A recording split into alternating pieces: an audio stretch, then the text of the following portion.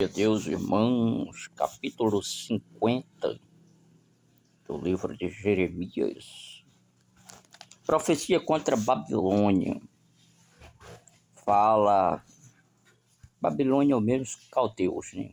Lá desde o tempo de Abrão, lá no começo da história, já tinha ali outros caldeus, Babilônia, eram pequenos reinos, né? Que de ali também geralmente eram chamados de cidades-estados, né? Babilônia e Caldeus é o mesmo nome. Anunciar entre as nações e fazer ouvir a tomada de Babilônia. Atropelado seu Deus Merodach, ídolos caídos. E onde é que estava o poder dos seus deuses? Nem os demônios que se escondem atrás dos ídolos não tiveram poder para salvá-los.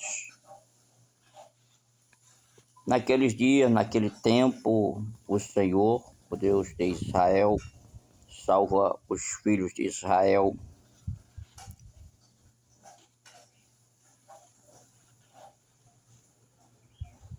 E nós vemos, meus queridos irmãos, que eles, andando e chorando, eles vêm buscar o Senhor, seu Deus. Pelo caminho de Sião, eles perguntam e eles fazem um concerto eterno que nunca será esquecido. Tem até o salmo que fala daqueles que andam semeando a boa semente, andando e chorando, que cegam com lágrimas, trazem os seus molhos com alegria. O povo de Deus era como ovelhas que não têm pastor, perdidas no momento da sua aflição, do seu cativeiro. Mas o Senhor Deus vai julgando a Israel e vai julgando a Babilônia e dando a Israel o livramento das mãos do inimigo. Os medos e os persas foram as nações que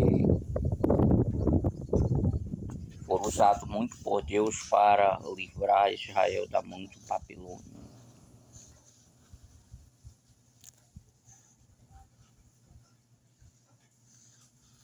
E nós vemos que viriam os saqueadores para saquear Babilônia. Eles estavam como alguém que está inchado, né? Uma bezerra inchada, um cavalo que inchava. Essa era a soberba de Babilônia.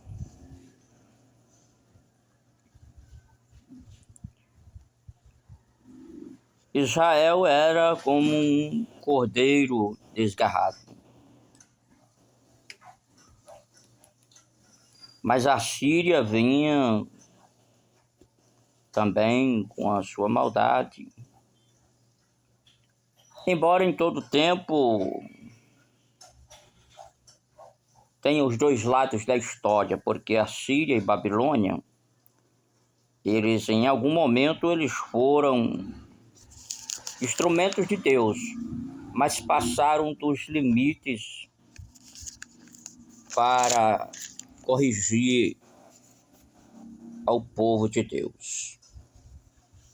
A expressão naqueles dias e naquele tempo, ela aparece neste capítulo, mostrando que há um momento ideal para Deus trabalhar em cada situação. As batalhas eram tão terríveis que o estrondo se ouvia de longe, a grande destruição. Foi cortado e quebrado o martelo de Babilônia. Os laços que Deus armou contra a Babilônia, ela caiu nos laços do Senhor. E veio aí o tesouro de indignação do Senhor contra este povo. Ele mandou matar a espada os seus inimigos. Principalmente porque foram feitas toda a maldade contra o templo do Senhor.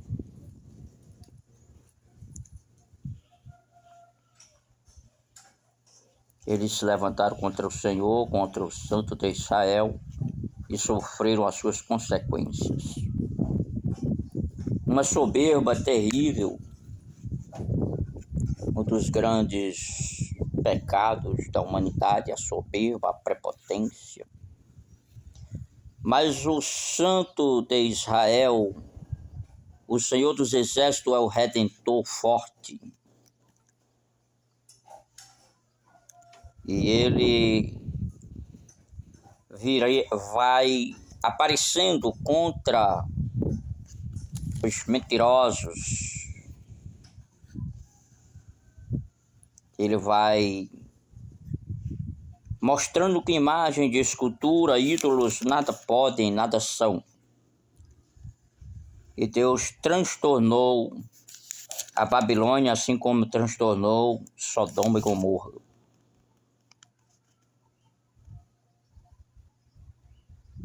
O seu arco e a sua lança foram tomados. E nós vemos que eles foram famosos, impérios terríveis, cruéis, que dominaram por muitos países, por muitas nações, mas agora são abatidos pelo Senhor. E o estrondo da tomada de Babilônia aparece aqui, o estrondo de batalha no versículo 22, no versículo 46.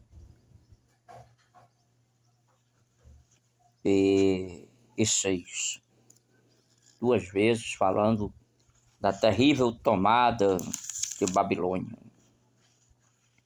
Deus mandou um vento destruidor, enviou como se fossem padejadores, flecheiros, e não ficaria ali nem jovens, nem homens, não ficariam quem pudesse se levantar contra o povo de Deus. Se alguém quisesse salvar a sua vida, Jeremias 51:6 diz: fugir do meio de Babilônia. Ele era um copo de ouro na mão do Senhor, mas eles mesmos passaram a beber do vinho da ira de Deus. No momento, quer dizer, rapidamente, Babilônia ficou arruinada. Gemendo de dores, e não havia nem bálsamo que resolvesse a sua ferida, sarasse. Embora fosse aconselhado tomar bálsamo para a sua dor, porque era grande. Imagine um reino forte e de repente vem o inimigo e o abate. Assim a Média veio contra a Babilônia, porque agora é a vingança do Senhor por causa do seu templo. O templo onde é feito a adoração é lugar de cultos, tem que ser respeitado, tem que ser protegido, não pode ser invadido, não pode ser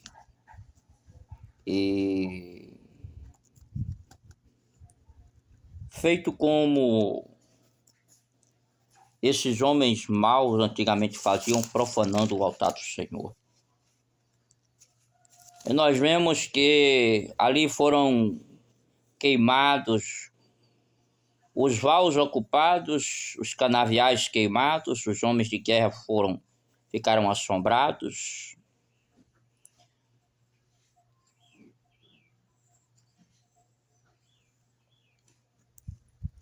De um modo geral, o céu e a terra jubilam com a queda de Babilônia. Assim também o Senhor fala conosco. que muitas vezes há um clamor das nossas almas, das nossas vidas, para que faça Deus justiça. Babilônia sofreu com a sua destruição e se ouviu grande e terrível voz de sofrimento, como as ondas quando estão a bramir, as ondas das muitas águas, porque o destruidor veio sobre ela. O rei cujo nome é o Senhor dos Exércitos, este é o nosso Deus, mandou que fossem queimados, abrasados no fogo, no terrível fogo do Senhor, toda a Babilônia, com todo o seu exército, com toda a sua grandeza. Esta palavra foi enviada por Deus através do profeta Jeremias, enviada a Zedequias, rei de Judá. Nós vemos que alguns reis foram torturados, furados olhos, matados filhos, levados cativos, mas Babilônia pagou um preço muito alto quando veio a ser destruída pela ira de Deus. Medos, persas fizeram ali a destruição de Babilônia. O rei Zedequias tinha 21 anos quando começou a reinar, e 11 anos reinou em Jerusalém. O nome da sua mãe era Amutal, filha de Jeremias de Libna. É importante entendermos que Jeremias de Libna não é Jeremias de Anatote. Nós sabemos que no 9º ano do reinado, no 10º mês, no 10º dia do mês, Nabucodonosor fez grande destruição em Judá. Porém, Deus se levantou do seu lugar para salvar o seu povo. Ele queimou a casa do Senhor, incendiou tudo e não deu ao povo da mais alta elite governante de Israel nenhum poder de escape. Ainda levaram os utensílios da casa do Senhor para os seus tesouros. Levaram ouro, levaram tudo que havia de melhor.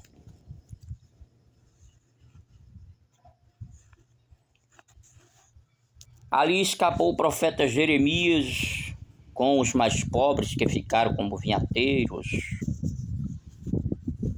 trabalhando para a sua própria sobrevivência. O rei que foi levado cativo, ele ficou na prisão por algum tempo, até que depois ele foi liberto. O rei Jeoaquim. Meus amados irmãos, o livro de Jeremias fala de profecias a muitas nações.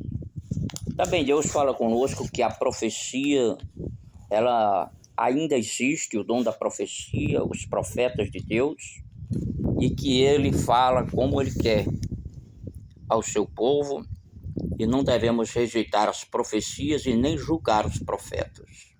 Examinai tudo e retende o bem. Amém. E graças a Deus.